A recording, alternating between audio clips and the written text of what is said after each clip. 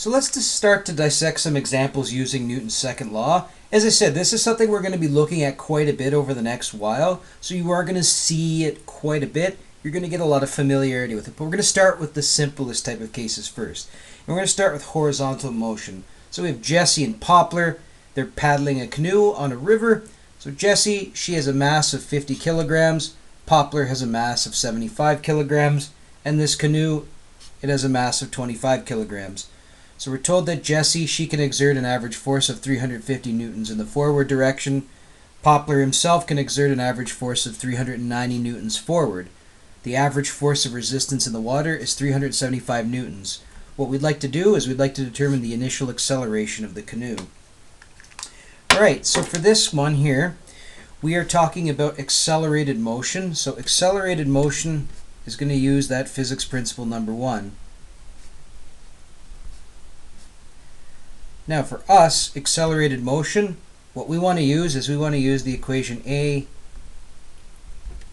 equals F net over m. Now we have to determine these pieces first. We need to determine the net force. We need to determine the mass. Anytime that you are dealing with a force problem, before you even write this stuff here, the first thing you should actually be doing, and maybe I should have done that too, is draw a free body diagram. As I've mentioned, they're so powerful, and they are very, very useful. So we're going to draw our lovely little free body diagram here. So Jessie, Poplar, and the canoe, they're going to be represented by a single dot. Now I'm going to call this way the forward direction, and I'm going to call that positive. So we're told a few things. We're told Jessie, she can exert this force of 350 newtons forward. We're told, and actually I'll just call that F Jessie. So we have F Poplar. So Poplar, he's going to have this force of 390 newtons forward. And then we also have this resistance force. Now it didn't tell us the direction, but we know that these forces of resistance are always going to oppose our motion. So if Jessie and Poplar can produce these forces going forward, this force of resistance has to be going backwards. So this is our free body diagram for the situation. You'll see here I have these two forces that are parallel. I've tried to draw them one on top of the other. They're both originating from the dot. This is one way to draw them. You'll see some people, they'll kind of draw it head to tail, like they might draw F. Actually, I'll show you. Some people may draw it like this. So you'd have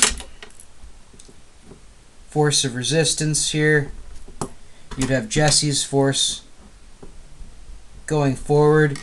And then what they would do for Poplar is they would draw his force vector at the tip of Jessie's force vector. So they might draw something like this.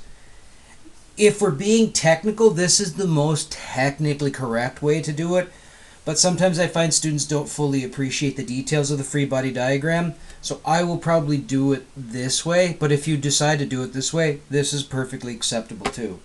So we need to first of all determine what is the net force. Well, if we add up all our forces, so I got F net, that's going to be the force that Jessie supplies, plus that of Poplar, plus this resistance force. So we know Jessie applies that force of 350 newtons forward. We know Poplar's doing this 390 newtons forward. So the only thing that we have to watch out here for is that force of resistance is going against this positive convention. It's going backwards. So we want to make sure that we enter that as a negative. So we're going to add this as negative 375 newtons. And again, it's going against positive convention.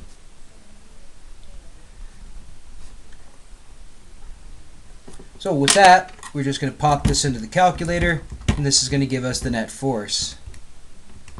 So we're going to get a net force of 365 newtons. Now this is positive, and we've said positive's going forward, so that's telling us that our object's going forward. The last thing we need is we need the total mass. Well, the total mass is going to be the mass of Jessie, the mass of Poplar, and the mass of the canoe. So Jessie has a mass of 50 kilos, Poplar has a mass of 75 kilos, and then the canoe, it has a mass of 25 kilos. So we have a total mass here of 150 kilograms.